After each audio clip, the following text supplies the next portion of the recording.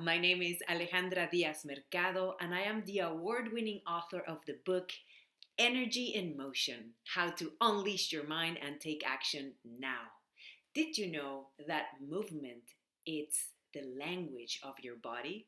And did you know that creating art is a fantastic form of self expression for all that energy of movement that you are? I'm going to teach you one of my favorite ways to set up to become energy in motion and create a fantastic piece of art.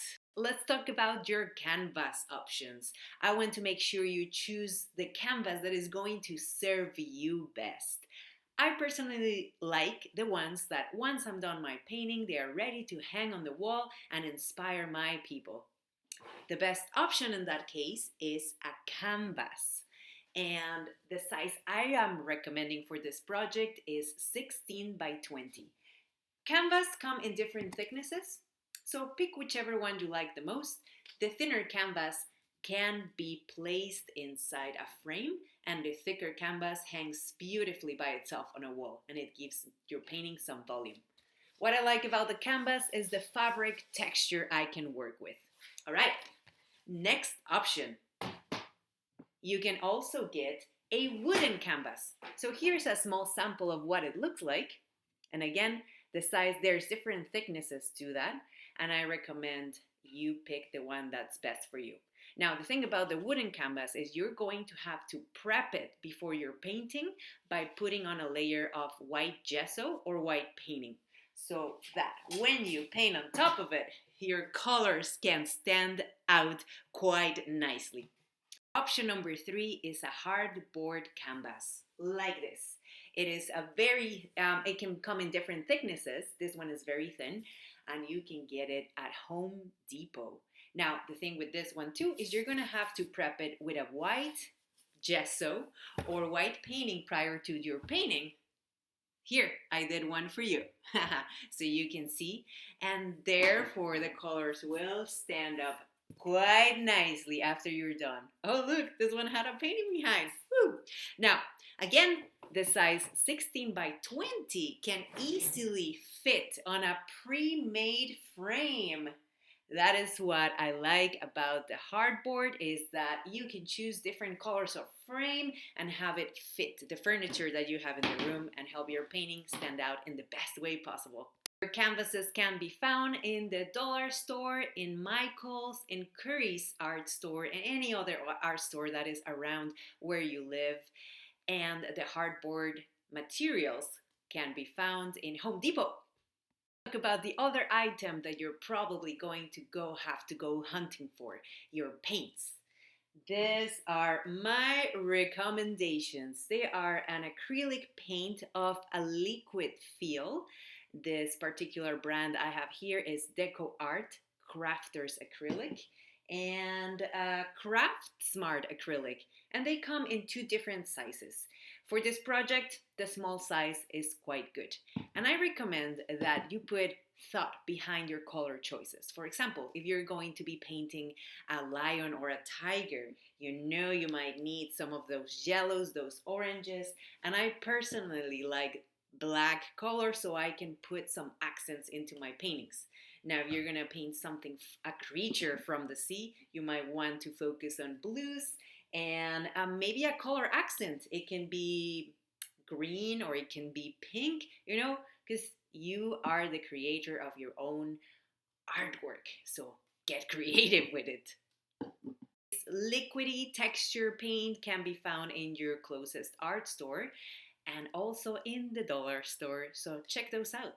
Putting some thought behind your painting prior to our session, I recommend you have your favorite book, a research book, and really get familiar with the material, with the creature, or with the feeling of the creature that you're going to be creating.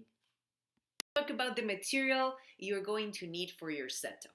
Most of this material can be found at home. So, first things first, make sure you get a t-shirt that is old, that you can use to put on yourself while you paint, and that if paint falls on it, it doesn't matter, because that is going to be your painting shirt, especially designed for that, designated for that. You're going to want to protect the area where you're working. So if there is an old sheets, bed sheets, a big piece of fabric around your home that you can find, you're definitely going to need that. I recommend we use that and a bunch of these newspapers. They might be laying around your home, or papers that no longer serve a purpose but are still at home. Well, today you can put them to good use.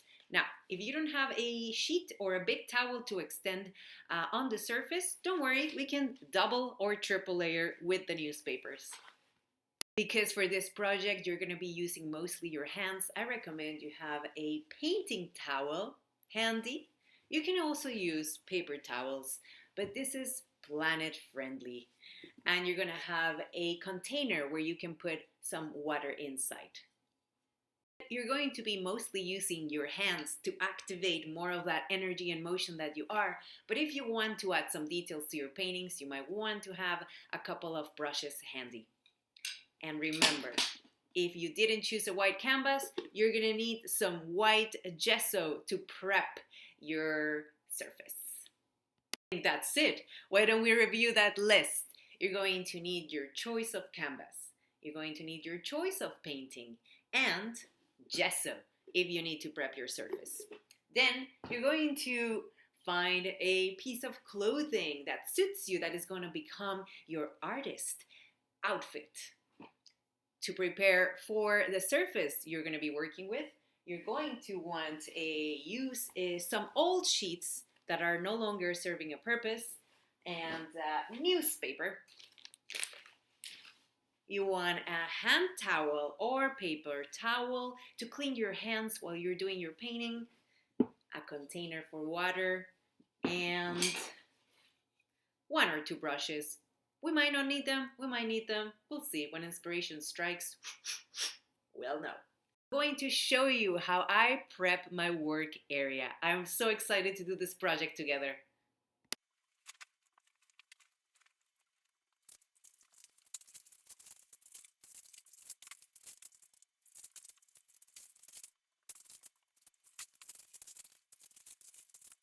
Easy, wasn't it?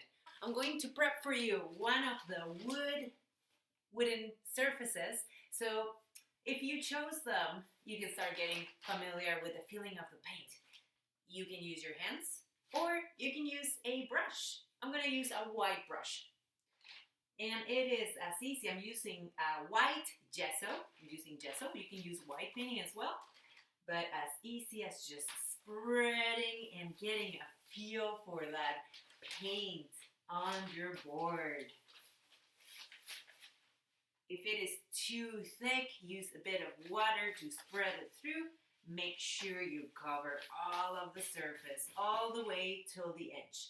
Unless you want a slight wooden edge showing, that could also be part of your special and very unique painting. But other than that, have fun. And make sure, I just realized this, make sure that your water container is wide enough for you to fit your hands so you can watch them there and then dry them with your towel. So maybe get yourself a bucket. And as you can see, I have gathered my working material right next to me where I can easily reach around it. So for that first part, this is going to take about 5 minutes to 10 minutes to dry, depending on how much gesso you use, and that is why I recommend you prep before your class. I am so excited for you to join me and get our hands full of paint and create your very own expression of energy in motion. Have a fantastic day in the meantime.